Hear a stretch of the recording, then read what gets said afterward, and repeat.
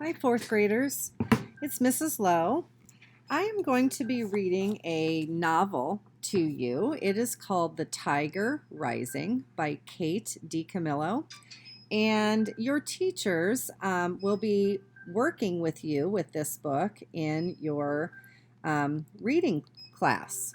So I will read a chapter at a time, and your teachers will play those as they are needed. So I hope you enjoy. This is a National Book Award finalist, so it won an award for being a good book. The Tiger Rising. That morning, after he discovered the tiger, Rob went and stood under the Kentucky Star Motel sign and waited for the school bus just like it was any other day. The Kentucky Star sign was composed of a yellow neon star that rose and fell over a piece of blue neon in the shape of the state of Kentucky.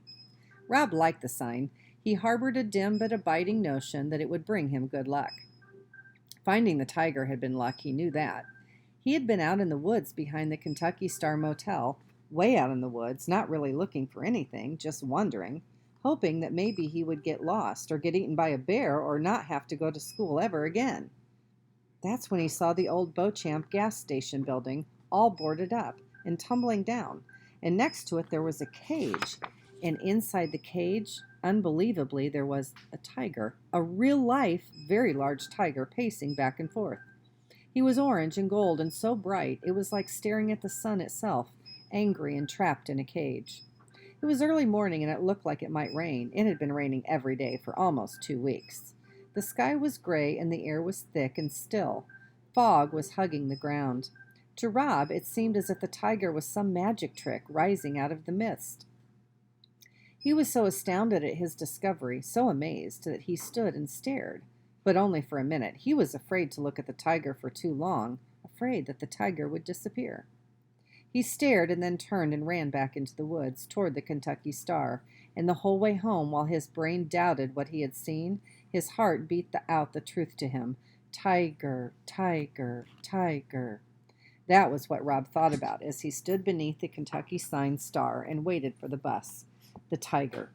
He did not think about the rash on his legs, the itchy red blisters that snaked their way into his shoes. His father had said that it would be less likely to itch if he didn't think about it. And he did not think about his mother. He hadn't thought about her since the morning of the funeral, the morning he couldn't stop crying, the great heaving sobs that made his chest and stomach hurt. His father, watching him, standing beside him, had started to cry too. They were both dressed up in suits that day. His father's suit was too small. And when he slapped Rob to make him stop crying, he ripped a hole underneath the arm of his jacket. "There ain't no point in crying," the father had said afterwards. "Crying ain't going to bring her back." It had been 6 months since that day. 6 months since he and his father had moved from Jacksonville to Lister, and Rob had not cried since, not once. The final thing he did not think about that morning was getting onto the bus. He specifically did not think about Norton and Billy Threemonger waiting for him like chained and starved guard dogs, eager to attack. Rob had a way of not thinking about things. He imagined himself as a suitcase that was too full, like the one that he had packed when they left Jacksonville after the funeral. He made all his feelings go inside the suitcase, and he stuffed them in tight and then sat on the suitcase and locked it shut. That was the way he not thought about things. Sometimes it was hard to keep the suitcase shut, but now he had something to put on top of it, the tiger.